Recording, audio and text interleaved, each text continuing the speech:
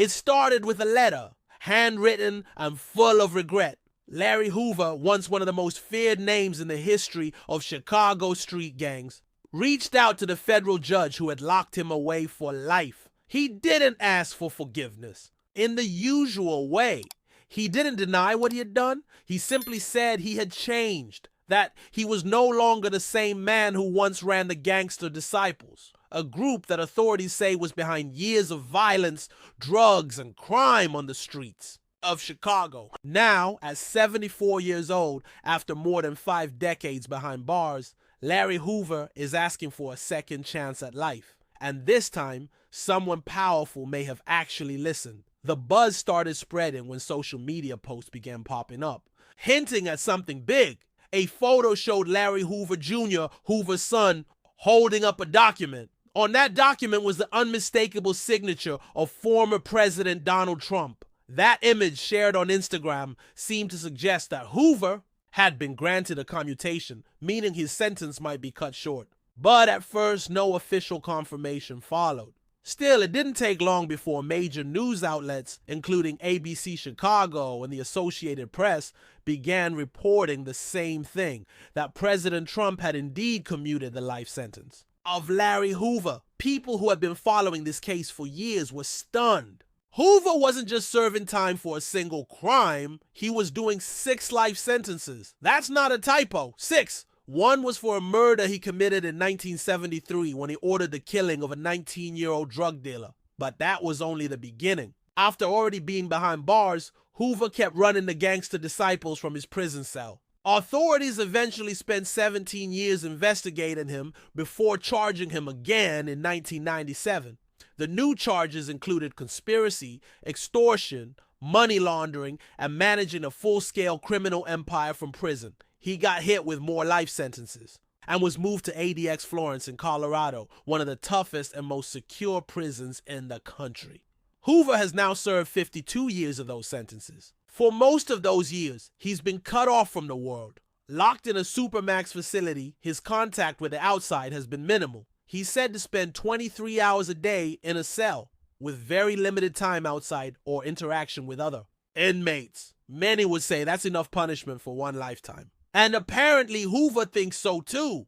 In his letters and legal appeals, he has made it clear that he is no longer the man he used to be. He's claimed again and again that he has no connection to the Gangster Disciples anymore. In fact, he says, he's been trying to lead people away from gang life, not deeper into it. He has distanced himself from the violence, the gang codes, and everything else that once made his name so feared. And now some people believe him. One of the loudest voices supporting Hoover is music mogul J. Prince, the founder of Rap-A-Lot Records. He's been working for years behind the scenes to help get Hoover released. When news broke of the commutation, J. Prince took to Instagram to thank not just President Trump, but also a woman he called an angel from heaven, Elise Marie, who also played a major role in pushing for Hoover's release. Prince wrote that the fight to free Hoover had been long and emotional, and that he was deeply grateful that it finally seemed to be paying off. He ended the post with Hoover's own words, "Never stop swinging."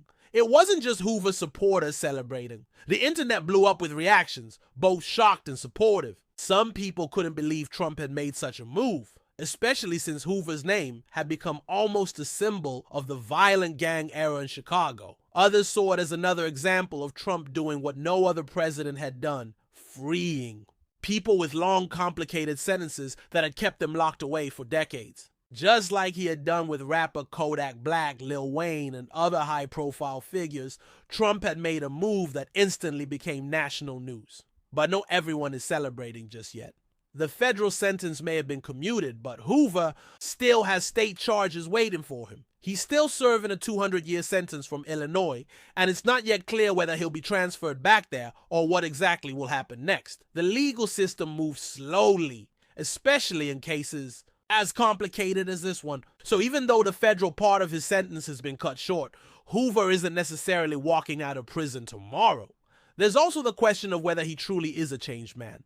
Prosecutors in the past have argued that Hoover continued to run his gang from behind bars, even after claiming he had let go of that life. They've brought up intercepted calls, secret meetings, and coded messages. That history has made judges and parole boards deeply cautious. No one wants to be the one who lets out a man who ends up leading crime again. Hoover's team insists those days are long gone, but convincing the courts is another story. Still, the move by Trump has put a spotlight back on an issue that many people care deeply about. How long is too long for someone to be locked away? Especially someone who claims to have changed. If prison is supposed to be about rehabilitation and someone spends 50 years behind bars saying they've transformed, should they be given a second chance? Or does the nature of their original crimes mean they should never walk free? People have debated this for years when it comes to Larry Hoover. On one hand, he did real damage. The Gangster Disciples were connected to violence, drugs, and pain in neighborhoods across Chicago. Families were destroyed. Lives were lost. And even today, the gang still exists, with younger members continuing a legacy of crime. On the other hand, Hoover's supporters argue that punishing someone forever doesn't solve the problem.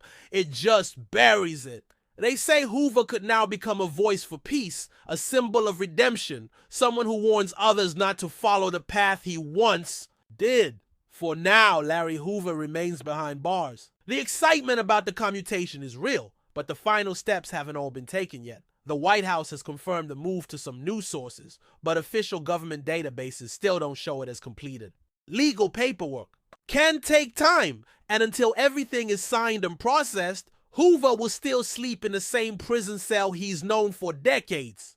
The story of Larry Hoover is more than just one man's legal battle. It's a story about crime, punishment, power, and change. It's about how someone can go from being the leader of a feared criminal empire to a figure seeking peace and redemption. It's about the way society views second chances and whether we truly believe people can change. It's also about politics and how presidential power can rewrite someone's fate with the stroke of a pen.